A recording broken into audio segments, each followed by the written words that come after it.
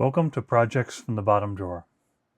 My name is Brian, and you can find us at wearboard.com/projects or bottomdrawerprojects.com.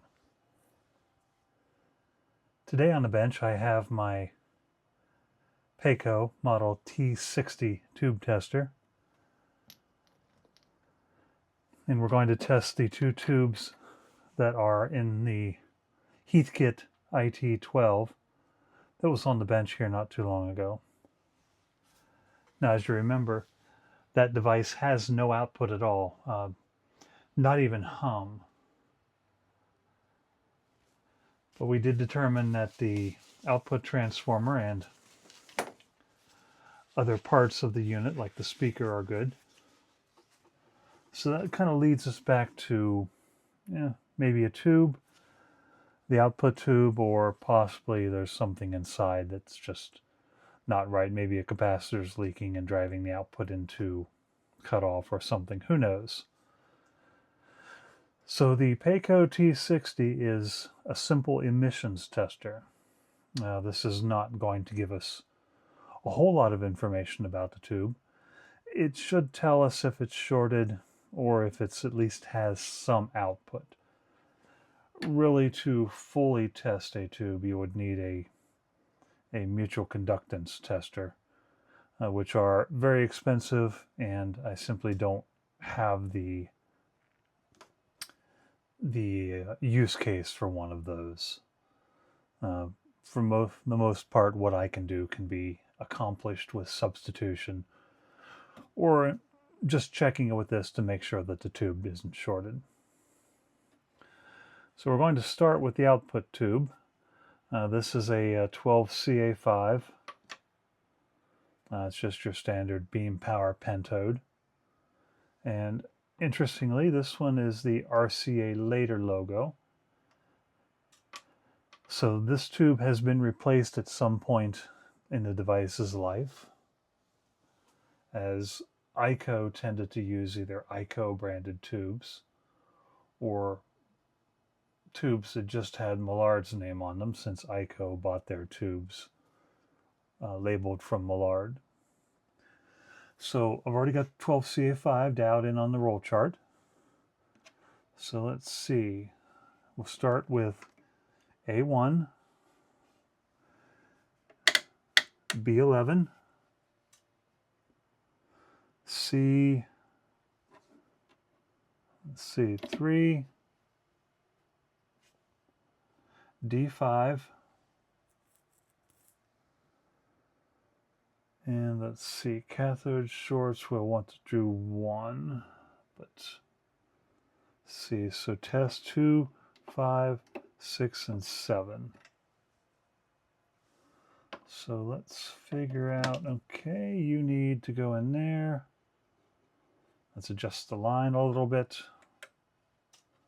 And let's see.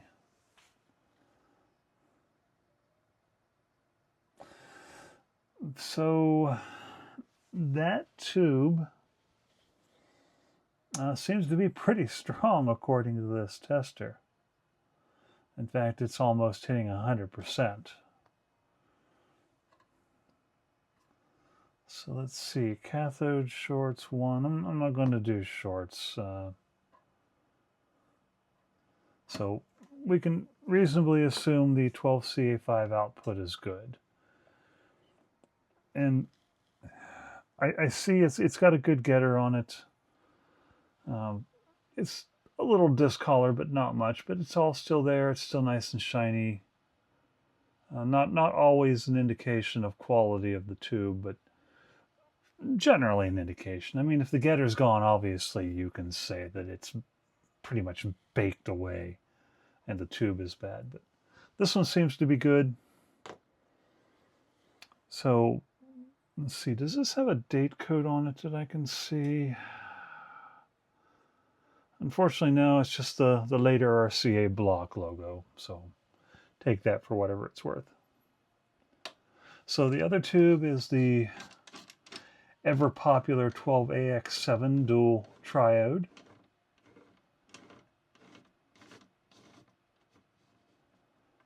So let's go ahead, set A2, B8, C9, and there are two. Let's see, did I do that last one right? Let's just check that real quick. Yeah, 2, 5, 6, 7, okay.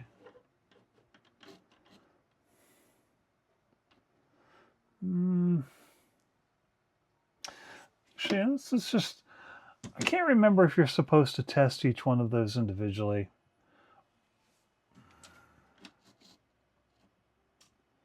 Or if you're supposed to do them all at once. Let's try them individually, just to see what happens. So let's set this back to 1, and I really should pull the instructions for this guy. Just really haven't had a need for it. C3, D5. Let's set this back.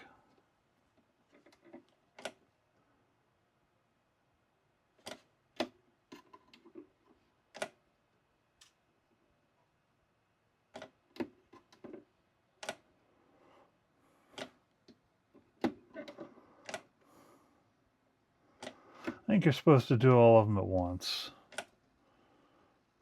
And I don't. 2, 5, 6. That's what they mean by ignore glow on 2. 2, 5, 6, 7. Yeah, you're supposed to do them all at once. All right. Let's get you out of there. Let's go back to 12AX7. And if anybody out there knows more about this tester, please, by all means, leave a comment. I'm probably doing it wrong. So A2, B8. Let's see. C, we want 9. D, we want 2, 7. Let's see, so let's pop you in here. Whoa, that is very, very much bright. I did not like that. So what's going on here? 2, 8, C9, D27. No, something's wrong here. That tube is now burnt out. Well, crap. I guess we're not going to test that one, are we? What the heck? 2, 8, 9, 27.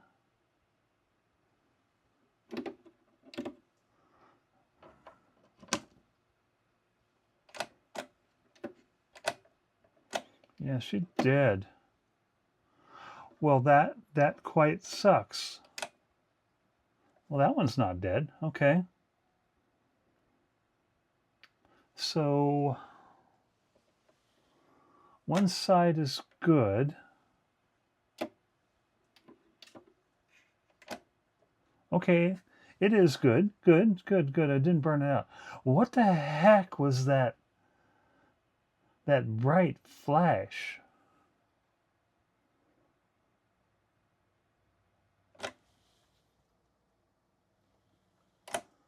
Yeah, that's good.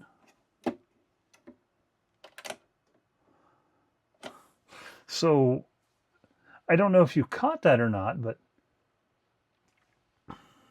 let's see. Can I see the filaments on these? I can't really. And there's a little bit of orange there. I don't know if you caught that on the camera or not, but there was a really bright flash there all of a sudden. The tube is getting warm, and yes, it is conducting. Good. And they're both about equal. Good.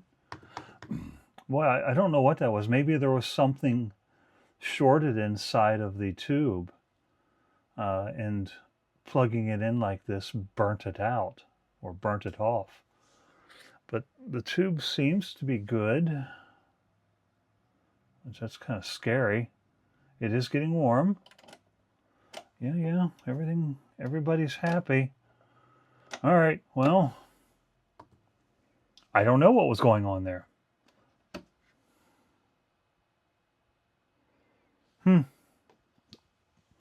So let's get this off the bench.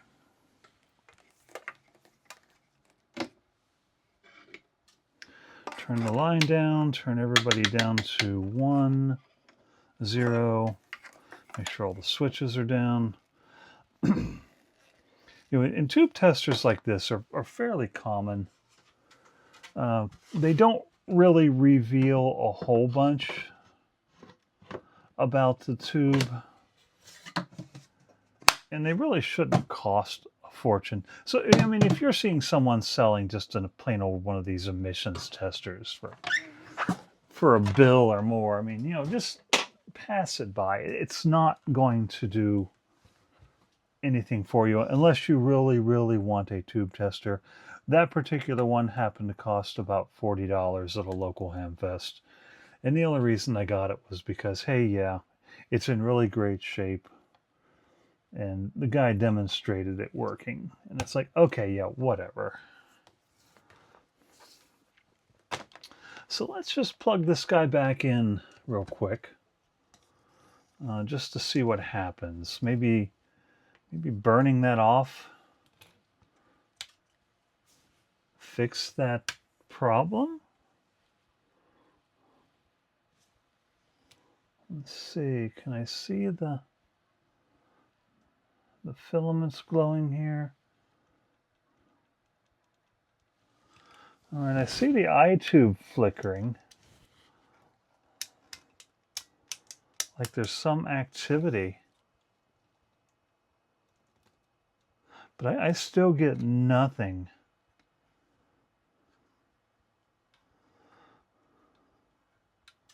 Nothing from this device. All right, so let's turn that off. I don't want to sit there and bake it. Oh boy, that is going to be fun getting in there to test the 12AX7. How are we going to do that?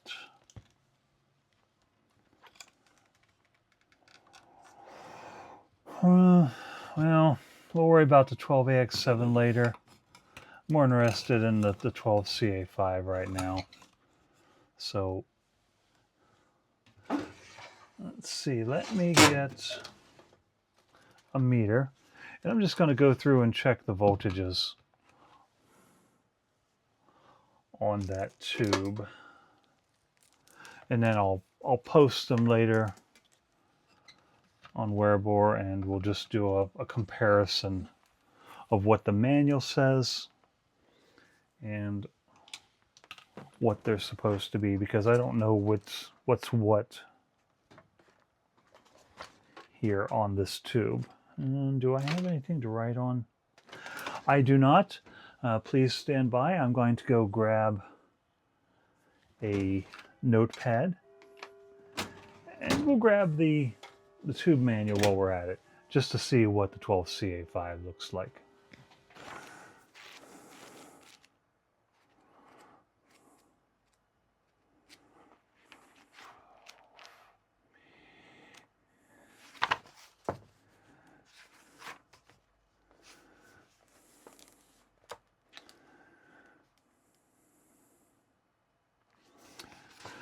All right, welcome back. So I've got the RCA RC19, the 12CA5 according to this manual, a miniature type used in audio output stages of television receivers. This type has a controlled heater warm-up time for use in series connected heater strings, and it requires a miniature 7-contact socket and may be mounted in any position. And what that means is, some televisions, mounted them on their side, some upside down. So it would work in any position. Some of them don't like that because the support structures would sag. So what I'm going to do is I'm going to measure or write down all the pins. 4, 5. Pin 1 is heater. And also grid 3. Pin 2 is grid 1. Pin 3 is heater. Oh, wait a minute. Why does that say? Okay, no, that doesn't say heater on that. I can't read. What is? Okay, K. Yeah, you'd think I wasn't wearing glasses or something. 4 is also the heater. 5 is so 2. Okay, 5 is also grid 1. So why did they do that? Why did they connect 2 to that grid? Interesting. 6 is grid 2, and 7 is plate. And a couple of the grids are all connected to grid 3. So instead of a pentode bringing out all 5 of the grids, you only have 3 of the grids brought out.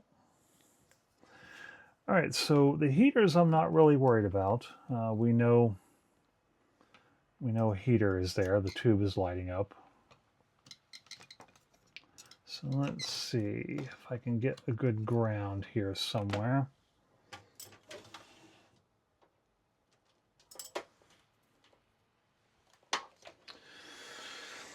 Trying to shove it into a hole just isn't going to work. So let's get ourselves a nice tight ground.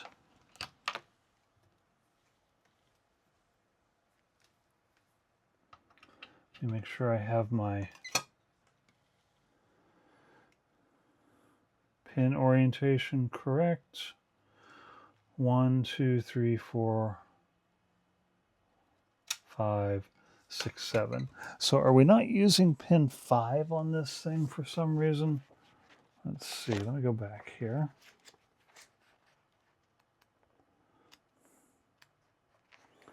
CA5. Pin 5 is grid 1.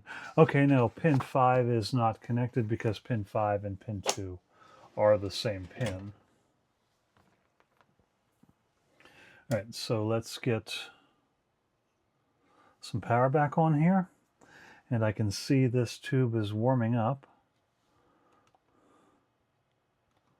Let's get some voltage here. All right, so pin 1, 6.786. Pin 2, come on, 0, that's good. Pin 3 and 4 I don't care about. 1, 2, 3, 4. Pin 5 should also be the same, yep. Pin 6, 119 volts.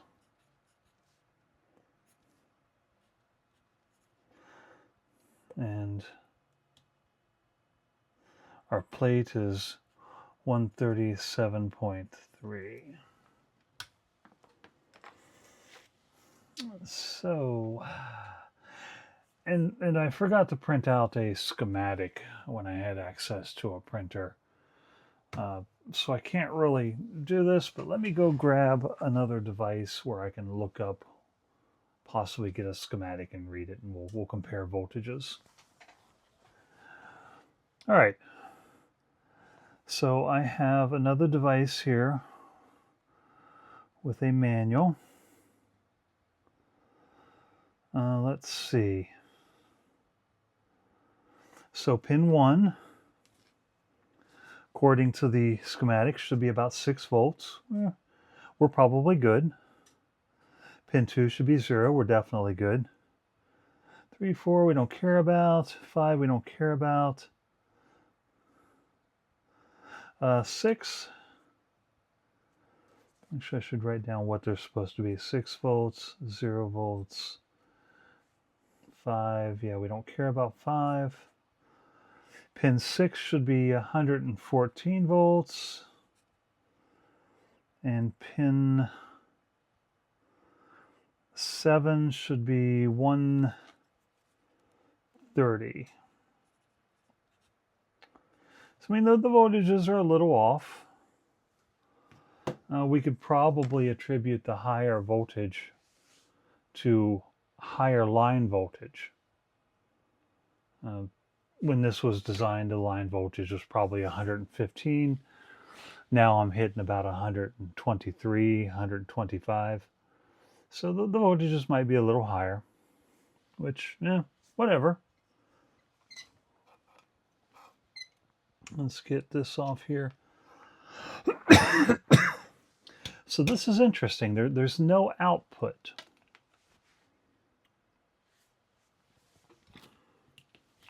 So does that mean that we have output farther back? Let's see, is C3 open? C3 is the coupling capacitor between the second stage of the triode, the 12AX7.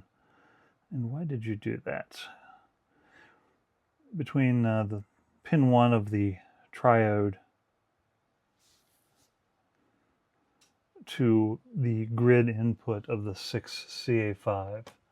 So let's try something here. Let's see. I have a capacitor here from the ICO rebuild, the 950A, that hasn't been installed yet. So let's ground this again. And what I'm going to do is I'm going to just take a signal and inject it right into pin 2 of the output, and we'll see what that does. So pin 2 is also pin 5. Let's see, can we get... I can't see. My depth perception is about 0 right now. I left my magnifying headset out in the other room. I should have grabbed it while I was out there. There we go. Let's push that all the way down. Let's connect some capacitor in between us and there, just in case. And let's get some signal here. We'll give it about 1,000 hertz. Let's turn the gain down on the generator.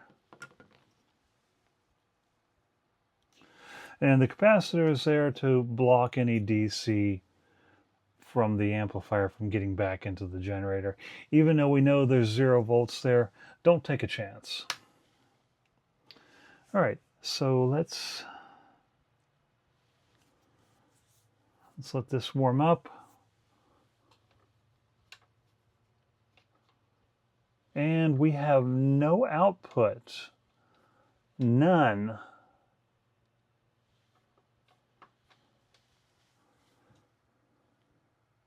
Interesting. So there's no output even when feeding it directly into the tube.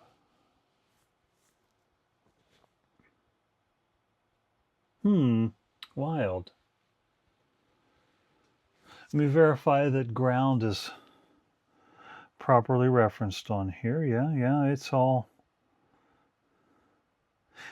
grounded back to chassis. Yeah, no problem.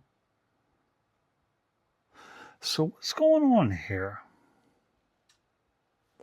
So let's see, pin 7.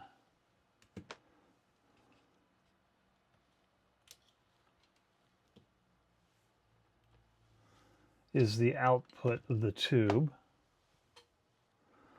So let's do something real quick, and then I think we'll wrap up for the evening. So pin 7 is the plate, and it goes through a 3.3 meg to the I-tube output. Okay, good. So let's just discharge this, make sure there's nothing on it, no voltage or anything.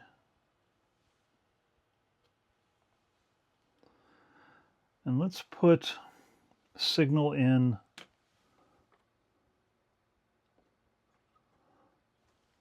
here just to see if we can have it come out the output transformer.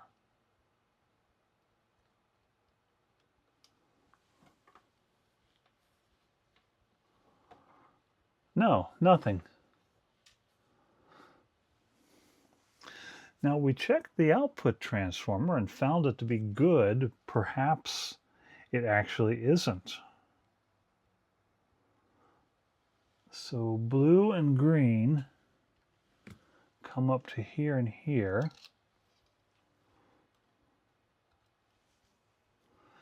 Let's see. Blue is this guy. So that would be input. This is an interesting device. It's not reacting like I think it should. All right, so let's go right to the transformer. Going in on the top, the green is this guy.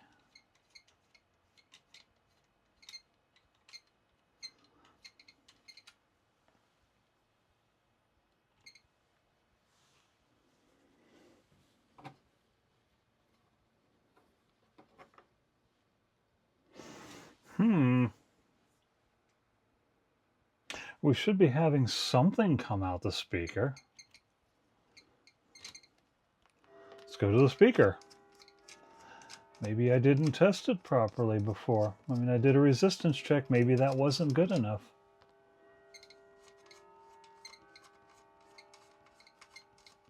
It would be a shame to think the output transformer shot. Although I'm sure we could find one. I mean, would it be...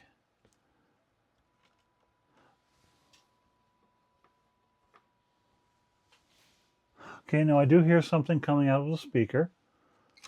So obviously the speaker is good. So is this thing just not capable of driving something strongly enough? So let's get the big guns on here. Okay, you are plugged in.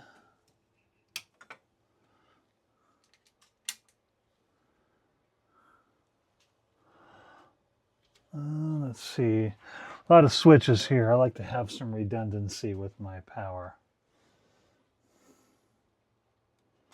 Turn you on, and there we go. We got some signal coming out of the Heathkit IT-12. This thing can drive some volts.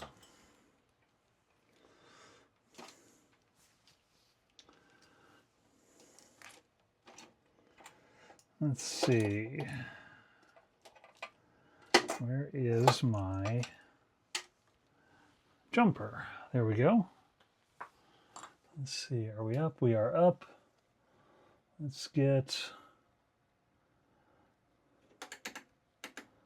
1,000 hertz here. Let's turn the gain down a ways till we're sure of what we're doing.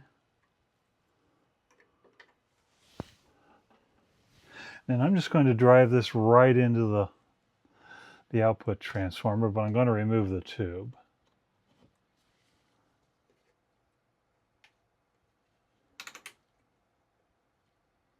I am getting nothing.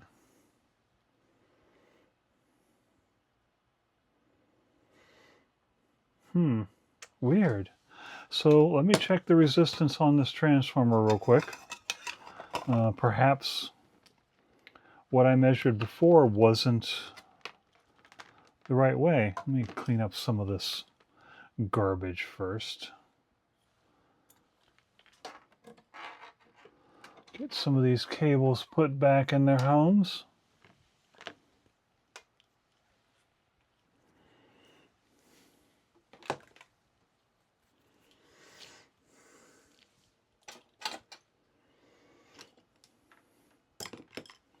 So let's see. Mode.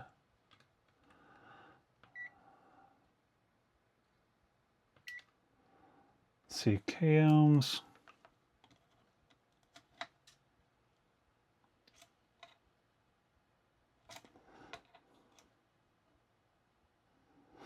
Now I do have 200 ohms to each side of this transformer.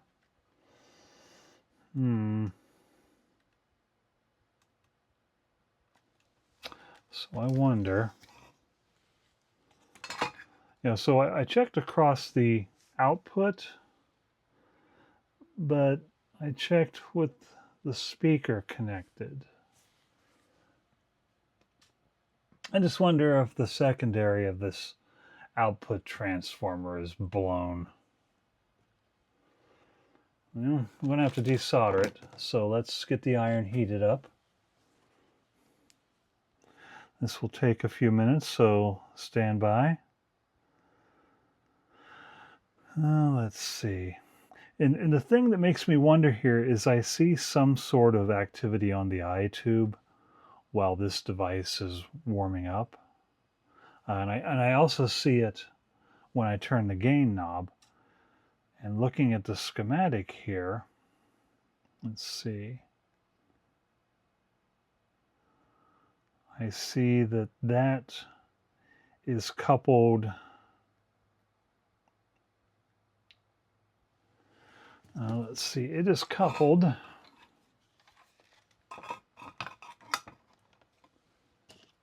via this resistor to the eye tube. So let's just actually just measure that just to make sure that we're not 3.5, yeah, whatever. Is this little capacitor shorted now? Okay, so this is somewhat higher than it should be, but yeah, whatever. That's a 10% resistor, so 330K. Yeah, it's still fine. Don't worry about it.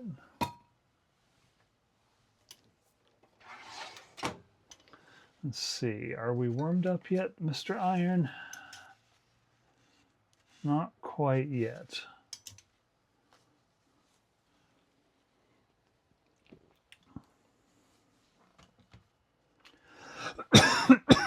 Excuse me.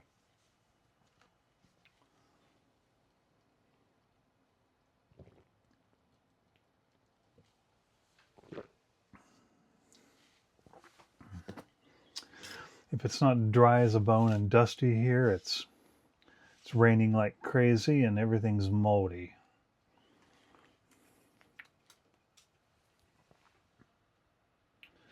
It's interesting. I'm looking at the output transformer leads, and you can definitely see where somebody hit that with an iron at some point in its life.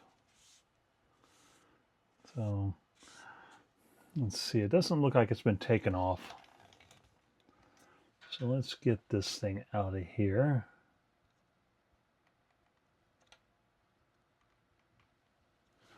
All right, you're not wanting to melt well.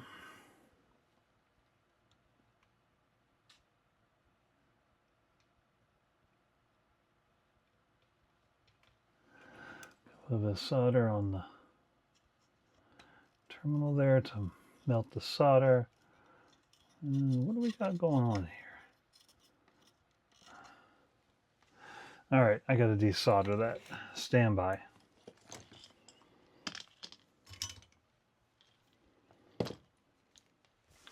Get this giant unrolled piece of solder wick here.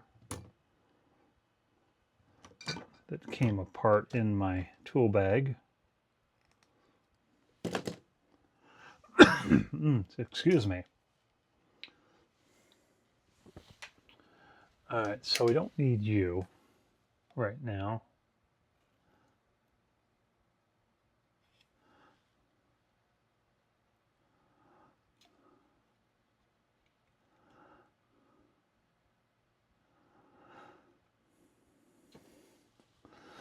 Yeah, that would be really wild to think that this device also has a shorted speaker, much like the ICO 150 that's on the bench right now. This one would be a little bit more difficult to replace, being a 3.5-inch speaker. And I am going to need my magnifying headset. So once again, please stand by.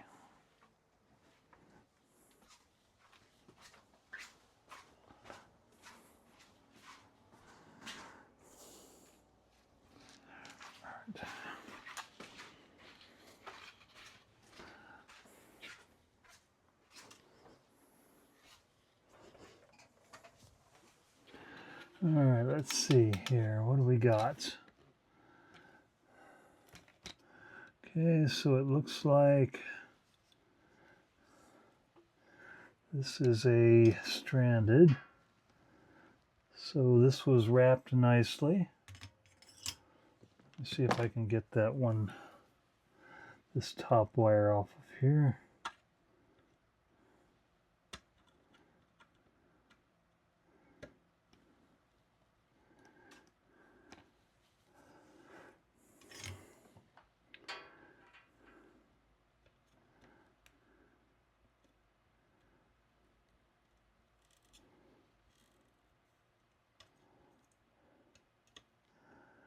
All right.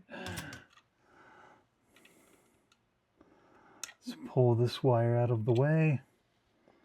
And that just gives us this wire to work with. And how did they do that? Little bits of paper falling out there. That's never a good sign. All right, so let's get back in there with some more desoldering wick.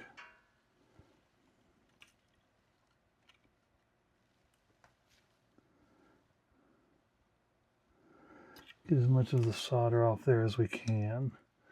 Okay, I see. They've just got it hooked around and wrapped. So we should be able to undo that quite easily.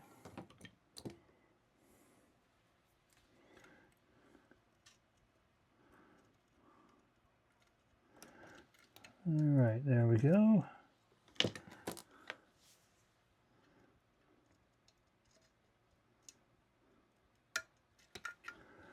All right, so our transformer is unhooked. So let's see, where do you go down inside of there?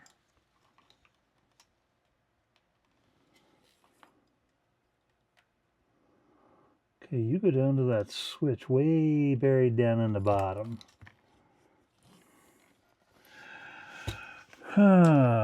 This was going to be fun. So let's just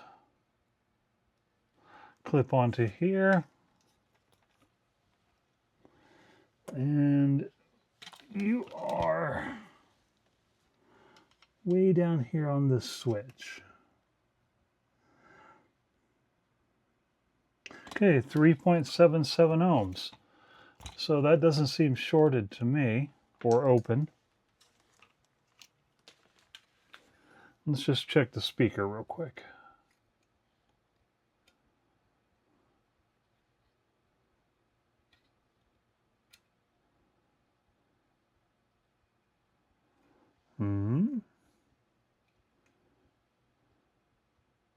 Okay, it's about 3 ohms, so everything there seems to be good.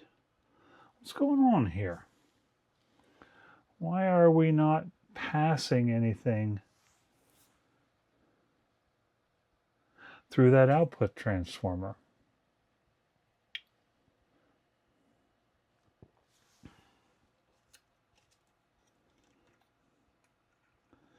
Let's just do one last little check here. Then we'll call it a night while I think about this.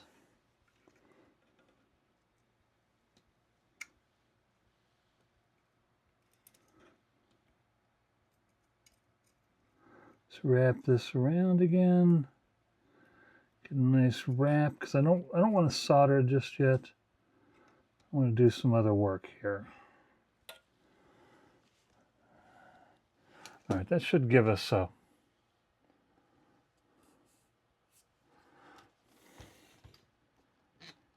little bit of an output. So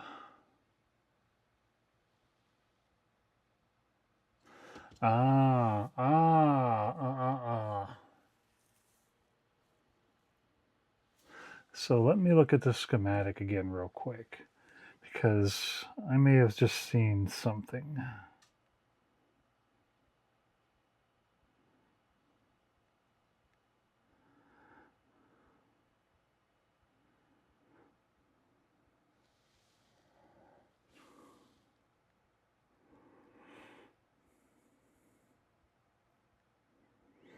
No, that's... Oh, wait, what's going on here?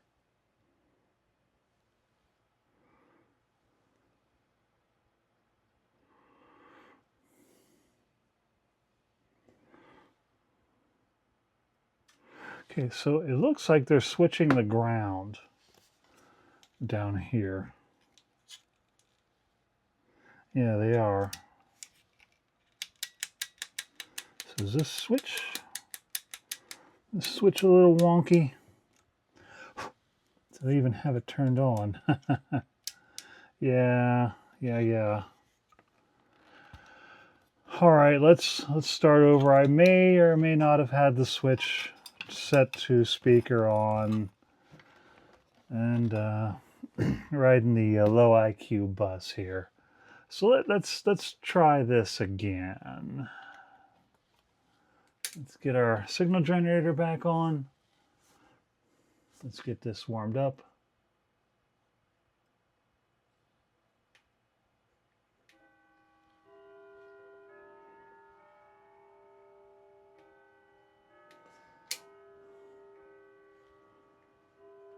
Still don't have any output. Let's see. Go this direction. No.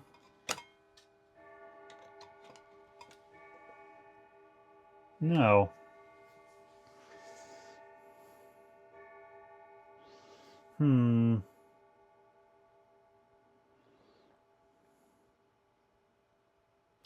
Interesting.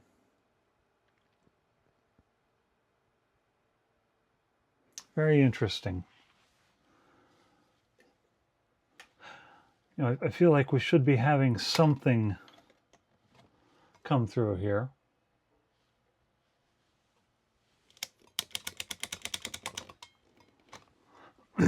Let's just try the speaker itself.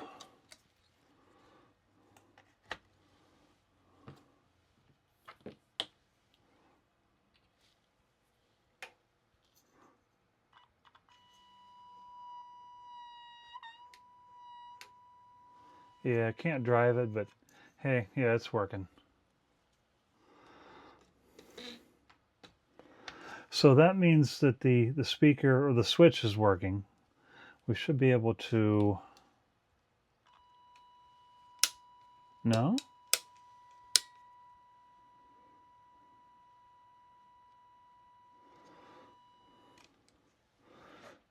So that's ground. Okay, yeah, it's going to do it regardless, because yeah, okay. Because it's always connected. Doesn't matter which position the switch is in this particular configuration. But it should matter for the output transformer. If I put that across the output,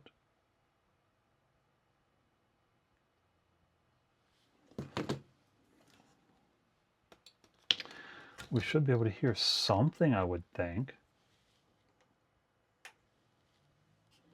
Let's just look at that real quick with the scope. Put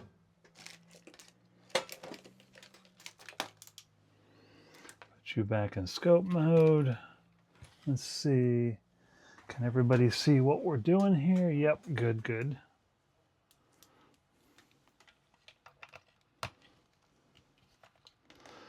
Okay, so what I'm going to do is I'm just going to go right across the output here, just in case, we can't hear anything, but there's still signal present.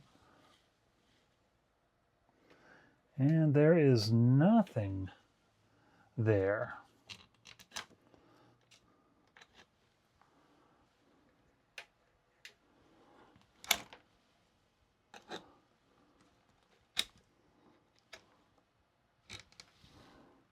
There's noise there.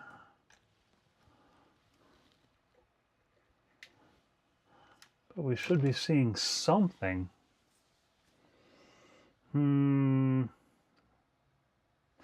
just something funny going on here, and I'm not seeing what it is yet.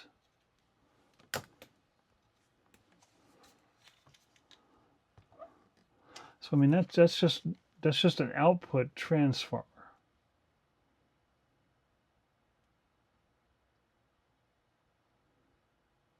I mean, there's nothing there. It's a coil of wire. The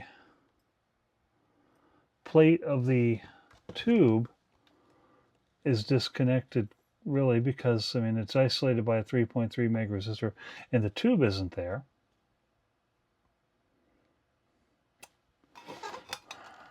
One last test.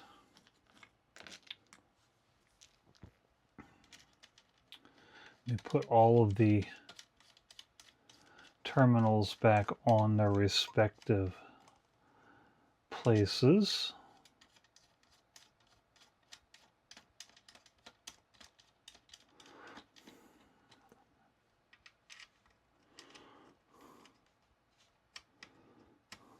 Get on there.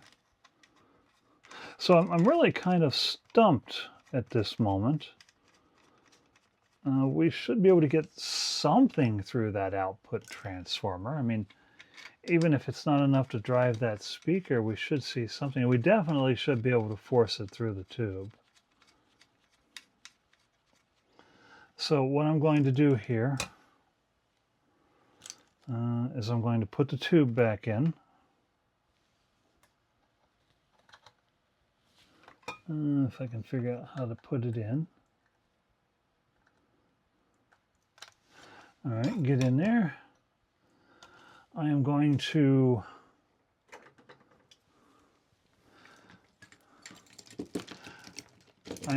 complain about the fact that I wanted to clean up my bench and I have not yet.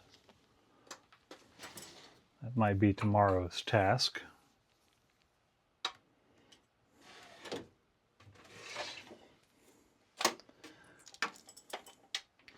I'm going to drive a signal into the input.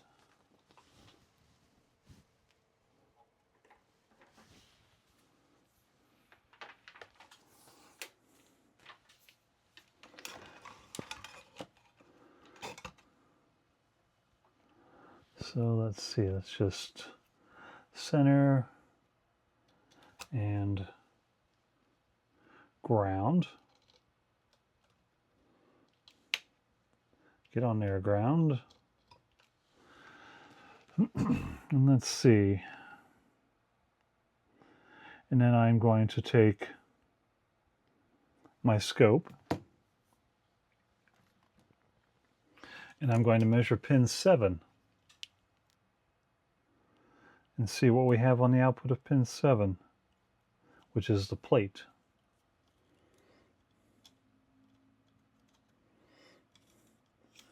And if we have something there, then we know there's probably an issue with the transformer or something, but it just doesn't make any sense to me right this moment. All right.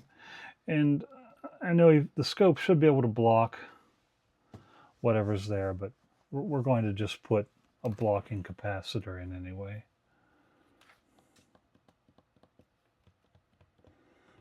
Let's see. And that's just 60 hertz hum, which, yeah, that's what I expect right now.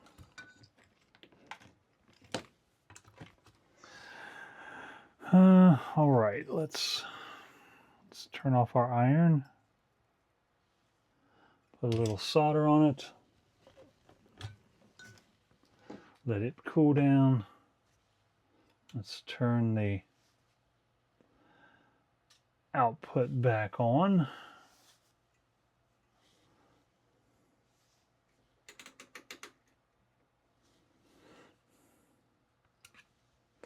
Let's see what we got here. We definitely got something.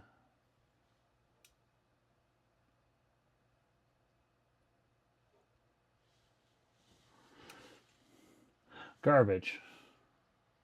Ah, there we go.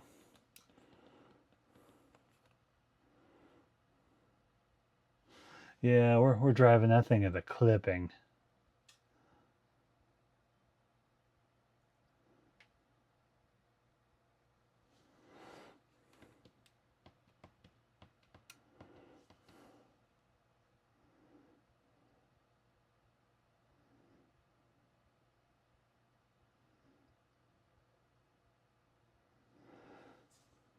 I mean, there's our kilohertz coming right off the plate of the tube. And as you can hear, there's absolutely nothing coming out of the speaker. So, what's going on here? Is that output transformer bad? I mean, it measures good, but is that just garbage?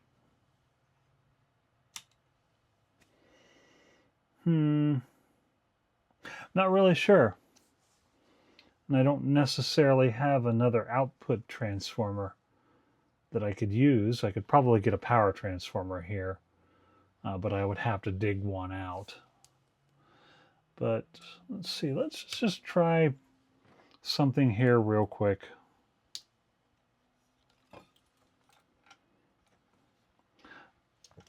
I've turned the power off. I just want to disconnect the eye tube, just to make sure, you know, there's not something going on in there.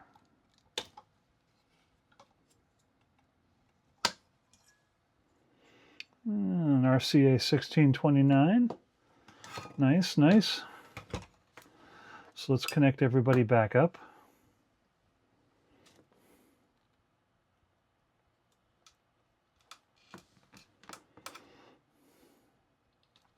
Get some ground here. Let's see, where did my other lead go?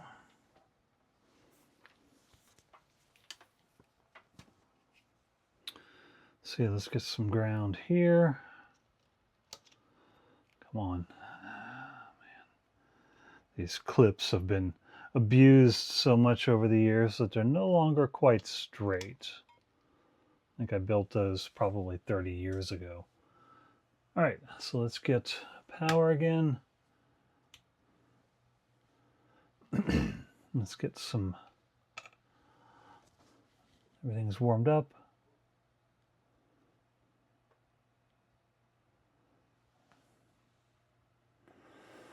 There's our kilohertz-ish.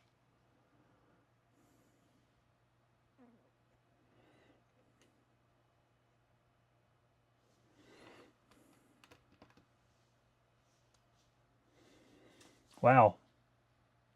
That thing's putting out 50 volts peak to peak. That's pretty hefty. But there's still nothing on the transformer or the speaker. So that kind of tells me there's a problem with the output transformer, even though it reads good.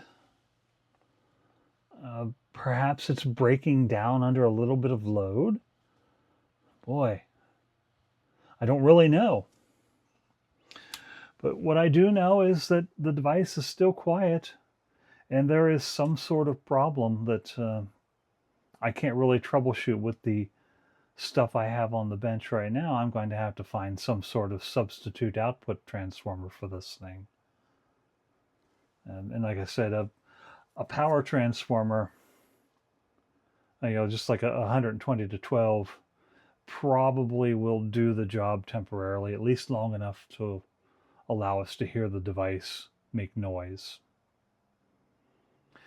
So this will definitely be back on the bench at least one more time, probably a couple more if I can figure out that it is the transformer, and then possibly look for a junk unit somewhere where I can put another one or take another one and put it in here, since this is a nice clean example. But for now, that's all I can do, and all I really want to do with this one right now. So thank you for joining me. And you can find this device and many others on wearboard.com/projects.